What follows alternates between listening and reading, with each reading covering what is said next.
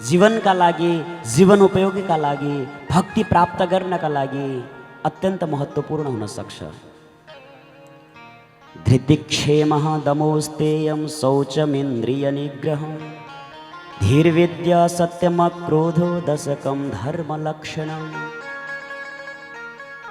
वास्तवमा धर्म भनेको के हो? धार्मिकता भनेको के हो? धार्मिक भनेर कसलाई भन्ने? हामी त ठुलो ठुलो टीका देखेर पहेँला वस्त्र गेरु धारण गरेर वस्त्र लगाएको व्यक्तिलाई देखेपछि धार्मिक भन्छौँ। वास्तविकता हेर्ने हो भने त्यो होइन। धार्मिक बन्नलाई त्यो गुण चाहिन्छ। बाहिरी आवरणको नाम धर्म होइन, धार्मिक होइन। सामान्य सर्ट प्यान्ट लगाएका व्यक्तिहरू पनि धार्मिक हुन सक्छन्। धार्मिक बन्नलाई आवरणले धार्मिक बन्दैन सज्जन। बाहिरी आवरण त जो कोहीले पनि बनाउन सक्छ। एउटा फिल्ममा अभिनय गर्नेवाला व्यक्तिले पनि जब उसको रोल यस्तै सन्तको भेषमा देखिनु पर्ने छ भने जान्छ, 200 रुपियाँको रामनामी किनेर आउँछ, 10 रुपियाँको टीका लगाएर बस्छ। हेर्दाखेरि आवरणले त देखिन्छ, तर वास्तविक धार्मिक त्यो होइन। धार्मिक बन्नको लागि आफूमा त्यो धर्मका लक्षणहरू हुनुपर्दछ। धर्मका 10 प्रकारका लक्षण हुन्छन् सज्जन। के हो त त्यो भन्दा? धृतिक्षेम दमोस्तेयं शौचमिन्द्रिय निग्रह। 1 नम्बरमा यदि हजुरहरूले आफूलाई धार्मिक बनाउनु छ भने 1 नम्बरमा धृति भनेको धैर्यता हुनुपर्छ आफूभित्र। धैर्यता। बस अर्को दोस्रो नम्बरमा क्षमावान बनौ। अरू कसैलाई क्षमा गर्न सक्नु त्यो एउटा धर्मको अर्को लक्षण हो। त्यस्तै स्तेयम, बस कहिले पनि चोरी नगर्नु। शौचमिन्द्रिय, पवित्रता, आफ्नो जीवनलाई पवित्र बनाउनु, पवित्रता हुनु आफ्नो जीवनमा। इन्द्रिय निग्रहम, बस आफ्नो इन्द्रियहरूले चारैतिर भौतारिन लागिरहेको हुन्छ। कहिले कहाँ जान खोज्छ, कहिले विषय वासनामा लगाएर डुबाउन खोज्छ। बस आफ्नो इन्द्रियलाई आफैले बस गर्न सक्नु। धीर विद्या, धेरै शास्त्रका, धर्मका, संस्कारका ज्ञान हुनु। यति सबै कुराहरू। सत्यमा क्रोधो, कहिल्यै नरिसाउनु। सामान्य छोटा छोटा कुराहरूलाई देखेर झर्किने, रिसाउने त्यो व्यक्तिलाई पनि धार्मिक भनिँदैन अरे। शान्त स्वभाव। जीवन हो, कहिले दुःख आउँछ, कहिले सुख आउँछ, तर हरेक समयमा उस्तै शान्त स्वभाव भएर बस्न सक्नु। यी आदि आदि गरेका धर्मका 10 प्रकारका लक्षणहरू छन्। यदि त्यो चिज कुनै व्यक्तिमा हुन्छ भने अनि बल्ल त्यो के हो? धार्मिक व्यक्ति हो। हामी त भ्रममा पर्छौँ। कसैले ठुलो टीका, कसैले रामनामी ओढेर आयो भने ओहो फलाना त साह्रै धार्मिक रहेछ हो। ठिक छ, बाहिरी आवरणको आफ्नै महत्त्व छ। सबैको आफ्नो आफ्नो उपासनाको पद्धति हुन्छ। कसैले ठाडो तिलक लगाउने, कसैले तेर्सो तिलक लगाउने, कसैले बिन्दी लगाउने। यो सब आफ्नो आफ्नो उपासनाको पद्धति हो यो। तर वास्तवमा धार्मिक व्यक्ति त्यसलाई भनिन्छ जो भित्र 10 प्रकारका ती धर्मका लक्षणहरू भरिएको हुन्छ। बस हामीभित्र त्यो चिज भर्ने हामीहरूले प्रयास गर्नुपर्दछ। सज्जन, जीवनमा हामी जस्तो कर्म गर्दछौँ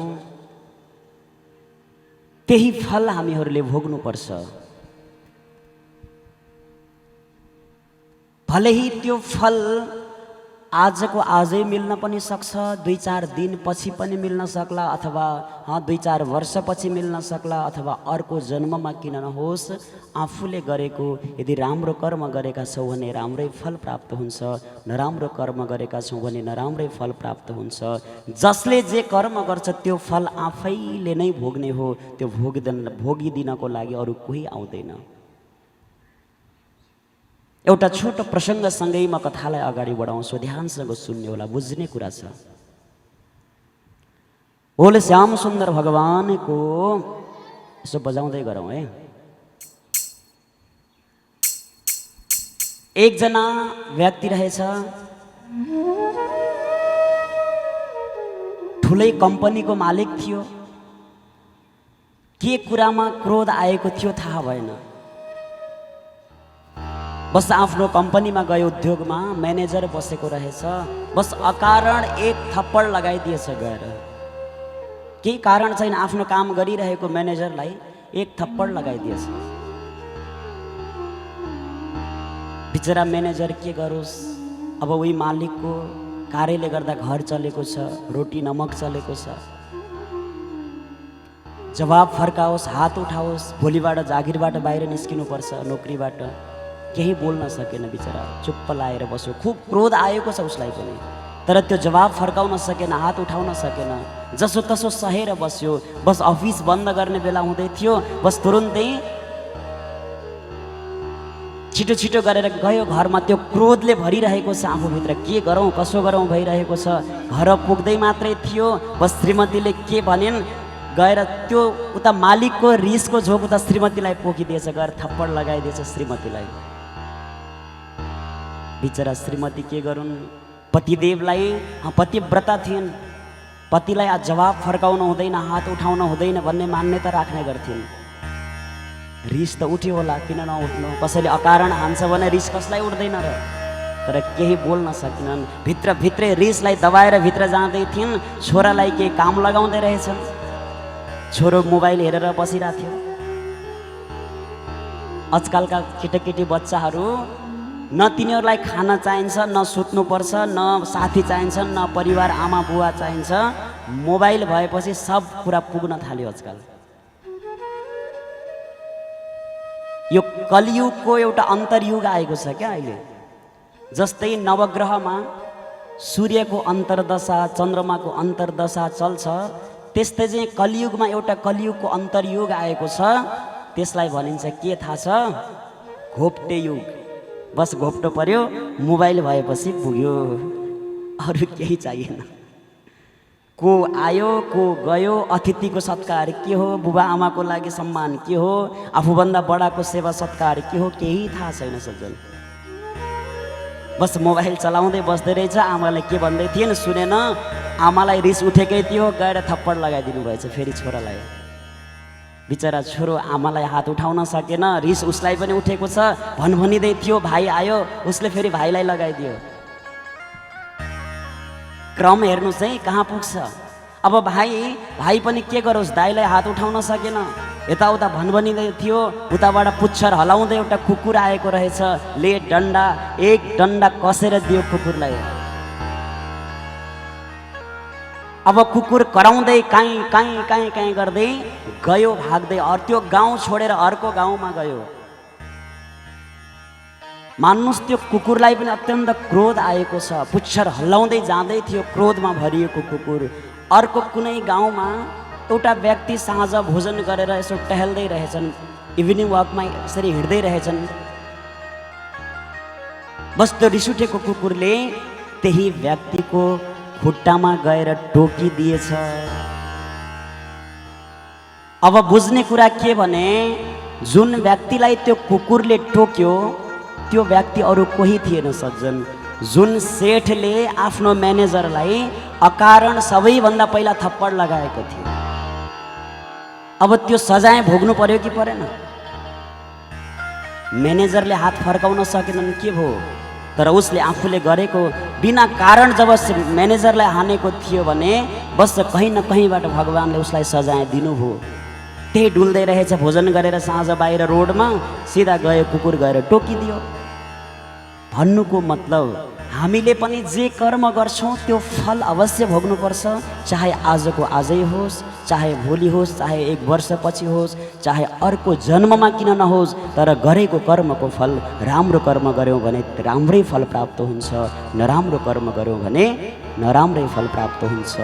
भोग्न अनिवार्य छ। बोले भक्तवत्सल भगवान को जय, श्याम सुंदर भगवान को जय जय। आज नन्द बाबा 80 वर्षको उमेरमा पुत्र भयो, अत्यन्त खुसियाली छाएको छ, खूब दान पुण्य गर्नुभएको छ। नन्द भवनमा 6 महिनासम्म नाचगान भयो अरे कृष्ण जन्मको उत्सवमा। सब चारैतिरबाट गोपीहरू आएका छन्, ग्वालवालहरू आएका छन्, भगवानका भक्तहरू आएका छन्। आज गोप गोपिनीहरूले बडा दिव्य श्रृङ्गार गरेर आएका थिए। गोप्य सुमृष्ट मणिकुण्डलनिष्ककण्ठ चित्राम्बरः पतिशिखा च्युतमाल्यवर्षाः नन्दालयं सबलया व्रजतिर्विरेजो व्यालोलकुण्डलपयोधरहार शोभा। आज श्री सुखदेवजी महाराजले गोपिनीहरूले कस्तो श्रृङ्गार गरेर आएका थिए त्यो श्रृङ्गारको पनि वर्णन गर्नुभएको छ। यहाँ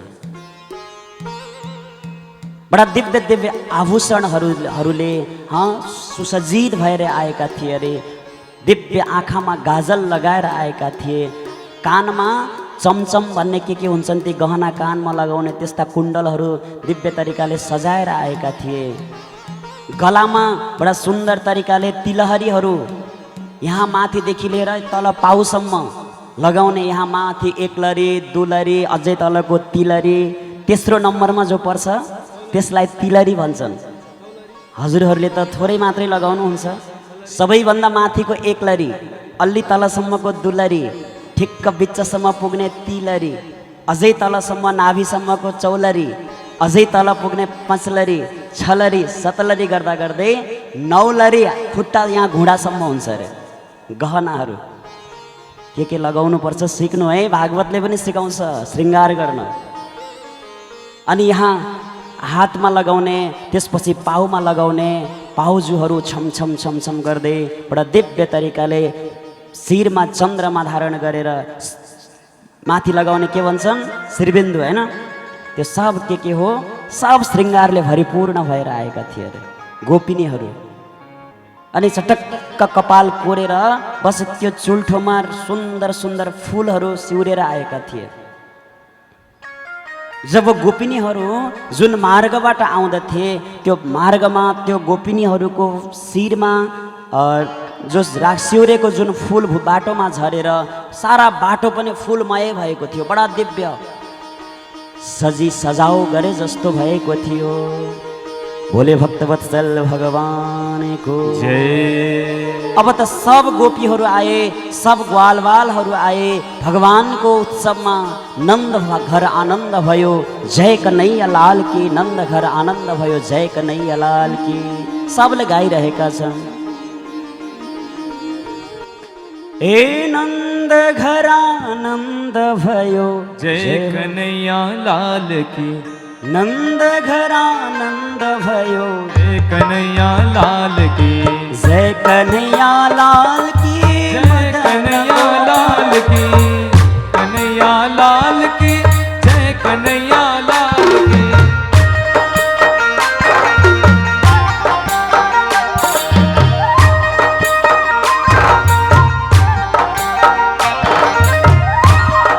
यसरी सबैतिरका गोपीहरू आए बधाई दिनका लागि नन्द बाबालाई। अब सबैजनाले आफ्नो आफ्नो भाषामा आफ्नो आफ्नो शैलीमा, जस्तै भारततिरबाट आए वहाँका भक्तहरूले हिन्दीमा बधाई गीत गाउँदै बधाई दिन थाले अरे। अब नेपालका पूर्वी भागबाट आउने भक्तहरूले मारुनी भाकामा भगवानलाई बधाई गाउन थाले अरे। पश्चिमतिर आउने भक्तहरूले देउडा टप्पा भाकामा भजन गाउँदै बधाई दिन थाले अरे। मनोजी, पूर्वाञ्चलबाट आउने भक्तहरूले कसरी बधाई दिएका थिए? मारुनी भाका गाउँदै गीत गाउँदै आहा कहाँ बज्यो बाँसुरी, वृन्दावन की जमुना को तीर। आहा वृंदावन की जमुना को तीर। कहाँ देखो कैले भेटो राधा जीलाई काटे मनमा पीर। ओ कहाँ देखो कैले भेटो राधा जीलाई काटे मनमा पीर। हा हा हा हा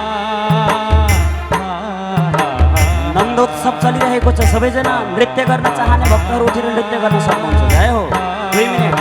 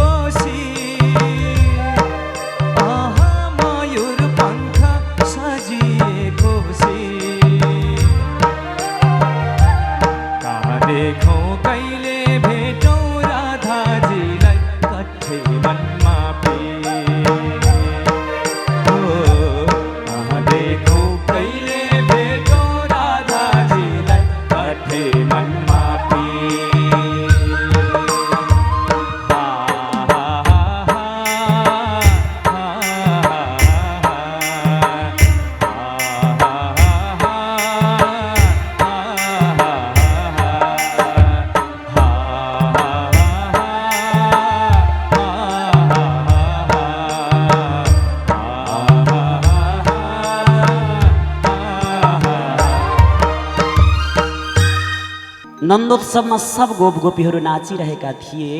त्यो गोकुल गाउँको मुखिया हुनुहुन्थ्यो नन्द बाबा। प्रत्येक साल मथुरा कंसको त्यो दरबारमा कर तिर्नका लागि जानु पर्थ्यो अरे, राजस्व बुझाउनका लागि। बस त्यो समय नाच्ने गाउने गर्दा गर्दै त्यो राजस्व कर तिर्न जाने समय बितिसकेछ। नन्द बाबालाई लाग्यो, ओहो त्यो कंस राजा त बडा भयङ्कर छ, क्रोधित छ। थोरै समय यदि विलम्ब भयो भने बस फाइनमाथि फाइन लगाइदिन्छ।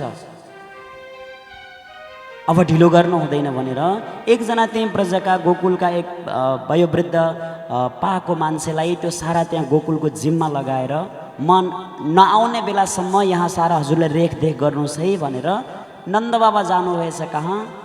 मथुरामा कर तिर्नका लागि। अनि मनमा सोच्नुभयो, मेरो मित्र वसुदेवलाई साह्रै चिन्ता परेको छ। आफ्ना आफन्तजनहरू आफ्ना मित्रहरूलाई जब दुःख पर्छ, आपत्ति पर्छ, त्यस्तो बेलामा गएर हौसला दिनुपर्दछ, सम्झाउनु पर्छ। सुखमा त यसै सुखी हुन्छन् व्यक्तिहरू, भेट्न जान कुनै आवश्यकता छैन।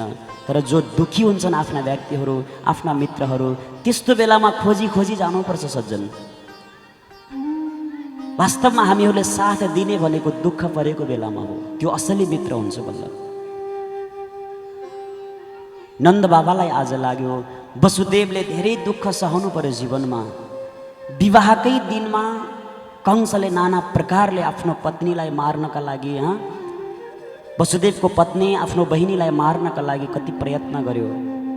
धेरै प्रयासको बावजुद बचाउन सकेका थिए वसुदेवले। जन्मिने बित्तिकै 6-6वटा पुत्रलाई मारिदियो। 7औं गर्भ बिग्रेर गयो। 8औंमा बस कन्या जन्मेकी थिइन्, त्यो पनि आकाश गमन गरिन्। नन्द बाबालाई यो कुरा थाहा छैन कृष्ण वसुदेवका पुत्र हुन् भन्ने कुरा थाहा छैन।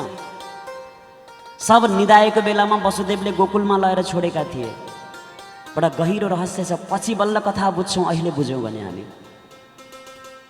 यशोदा र नन्द बाबालाई लाग्छ कृष्ण हाम्रै पुत्र हो। तर यशोदाको छोरी जन्मेकी थिइन्। वसुदेवले रात्रि 12 बजेको समयमा गएर गोकुलबाट त्यो कन्यालाई लिएर आउनुभयो मथुरा। आफ्नो पुत्र कृष्णलाई लगेर गोकुल छोडिदिनु भएको थियो। नन्द बाबालाई लाग्छ कृष्ण मेरै पुत्र हुन्, यशोदालाई लाग्छ कृष्ण मेरै पुत्र हुन्। यो रहस्य वसुदेव र देवकी भन्दा अरू कसैलाई थाहा छैन। आज नन्द बाबाले मनै मन सोच्नुहुन्छ वसुदेवजीका 6 पुत्रहरू कंसले मारिदियो।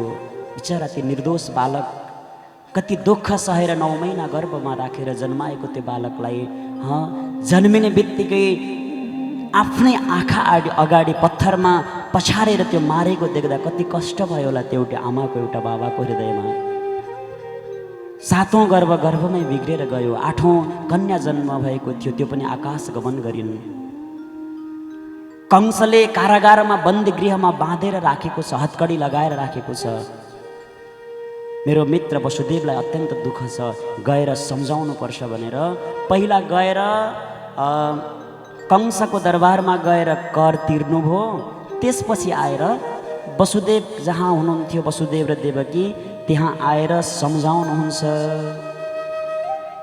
अहो ते देवकी पुत्रः कंसेन बहवो हताः एकावशिष्टा वरजा कन्या सापि दिवंगता। वसुदेवजीको पासमा गएर नन्द बाबाले भन्नुहुन्छ, हे मित्र वसुदेव, हजुरको जीवनमा कति दुःखहरू आए, कति कष्टहरू आए, त्यो पीडालाई त्यो वेदनालाई मैले बुझेको छु। तर के गर्नु, जीवनमा बस कर्मले जस्तो जस्तो पार्छ त्यो अवश्य पनि भोग्नै पर्छ। आफूले चाहेर यो जीवनमा केही पनि हुँदैन। बस सारा जीवनको खेल भनेको दैवको हातमा हुँदो रहेछ। तर चिन्ता नगर्नुहोस्, यो दुःख र सुख भन्ने एउटा चक्र हो। अहिले हाम्रो जीवनमा दुःख आउँदैछ भने पक्कै पनि त्यो चक्र घुमेर फेरि एकपटक सुख आउँछ। दिनपछि जसरी रात आउँछ, रातपछि दिन आउँछ, त्यस्तै चाहिँ अहिले दुःख परेको छ त नआत्तिनुहोस्, दुःखमा आत्तिनु हुँदैन। बस एक दिन पक्कै पनि सुख आउँछ, चिन्ता नगर्नुहोस्। बडा दिव्य तरिकाले यहाँ सम्झाउँदै हुनुहुन्छ आज नन्द बाबाले वसुदेवजीलाई। वसुदेव पनि प्रसन्न हुनुभयो, आज म दुःखमा छु, मेरो मित्र आएर सम्झाउनु भयो, मन अलिक हलुङ्गो भयो। अरे दुःख परेको बेलामा कोही आफन्तहरू आए, उनीहरूको अगाडि बसेर रुन पाइयो, आँसु बगाउन पाइयो भने त्यो वेदना थोरै भए पनि घटेर जान्छ, मन हलुङ्गो हुन्छ। अरे कोही कष्टमा छ, धरधरी हजुरको अगाडि रोएको छ, नरो नभन्नु, रुन दिनु, एकछिन आँसु बगेर जाउन्, बस मन हलुङ्गो हुन्छ।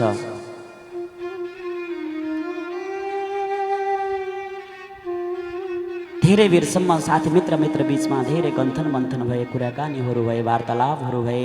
तत्पश्चात वसुदेवको मनमा लाग्यो मथुरामा गोकुलमा कुनै न कुनै उल्कापात हुँदैछ। मैले एउटा नराम्रो त्यस्तो सङ्केत मैले पाएको छु। अब नन्द बाबालाई धेरै यहाँ रोक्नु हुँदैन भनेर तुरुन्तै आज श्री वसुदेवजी महाराजले नन्द बाबालाई पठाउनुहुन्छ। हे नन्द बाबा, मैले ध्यान दृष्टि लगाएर हेर्दाखेरि कुनै नराम्रो सङ्केत देखेको छु गोकुल गाउँमा, नराम्रो हुने सङ्केत देखेको छु। हजुर आउनुहोस्, सम्झाउनुभयो, धेरै प्रसन्न छ मेरो हृदय। अब हजुर छिटो गरेर जानुहोस्। नन्द पथिवचः सौरे न मृषेते विचिन्त्ययन् हरिं जगाम शरणम् उत्पाता गमशङ्कितः। वसुदेव अत्यन्त दूरदर्शी थिए, सत्यवादी थिए। उनले भनेको कुरा कहिल्यै पनि मिथ्या हुँदैन थियो। नन्द बाबालाई बडा चिन्ता भयो, ओहो मेरो बालक 80 वर्षको उमेरमा सानो एउटा लाला जन्मेको छ, मेरो बाबुलाई केही नहोस्। आत्तिँदै आज वसुदेव जान थाले गोकुलको तर्फ। मनै मन भगवानलाई जप गरेका छन्, हे भगवान, हे नारायण, हे श्रीहरि, मेरो बाबुलाई केही नहोस्, मेरो छोरोलाई केही नहोस्, मेरो लालालाई केही नहोस् भन्दै मनै मन भगवानलाई चिन्तन गर्दै गर्दै गर्दै गर्दै उहाँ जाँदै थिए। जबसम्म वसुदेव वहाँ गोकुलमा पुगेका थिए तबसम्म वहाँ एउटा घटना घटिसकेको थियो। कंसेन प्रहिता घोरा पूतना बालघातिनी शिशुं सचार निघ्नन्ते पुरग्राम ब्रजादिषु। हिजो जब आकाशवाणीले ती कन्या आकाशमा गएर ती कन्याले कंसलाई भनेकी थिइन्, अरे दुष्ट कंस, तैँले मलाई के मार्छस्? तँलाई मार्नेवाला गोकुलको कुनै ठाउँमा जन्म लिइसकेको छ भनेपछि कंस गएको थियो मिटिङ, इमर्जेन्सी मिटिङ गर्न आफ्ना सारा अनुचरहरूलाई बोलाएर। अब उनीहरू सबैजना भएर निर्णय गरेछन्, पुतना नाम गरेकी राक्षसीलाई कंसले पठाएछ। जति पनि 10 दिनभित्र यो ब्रजमण्डलमा बच्चाहरू जन्मेका छन् सबलाई मार्नु भनेर। पुतनाले आफ्नो स्तनमा विष लगाएर गएकी थिए। बस सुन्दर मायावी रूप धारण गर्न जानेकी थिए, बस सुन्दरी रूप बनाएर। पहिला त कंसले सोधे, अरे दाजु, हजुरले चिन्ता नगर्नुहोस्, हजुरको शत्रुलाई मैले मारिदिन्छु। कसरी? बस मैले स्तनमा विष लगाएर जान्छु अनि 10 दिनभित्र जन्मेका सबैलाई मारिदिन्छु। कंसले भन्यो, तिम्रो यस्तो यो राक्षसी यो रूपलाई कसले भित्र प्रवेश गर्न दिन्छ? गेटबाट कसैले भित्र जान दिँदैनन् तिमीलाई। पुतनाले भनी, मैले मायावी रूप धारण गर्न जानेकी छु, नभए ब्युटी पार्लरमा गएर 2 घन्टा बसेर सुन्दरी बनेर जाउँला। आजकल त सजिलो छ, राम्रो बन्न केही गाह्रो छैन। 2 घन्टा भित्र पसेर बाहिर निस्किँदा नराम्रा काला कलौटा निलौटा पनि सुन्दर गोरा भएर निस्किन्छन्, हो कि होइन?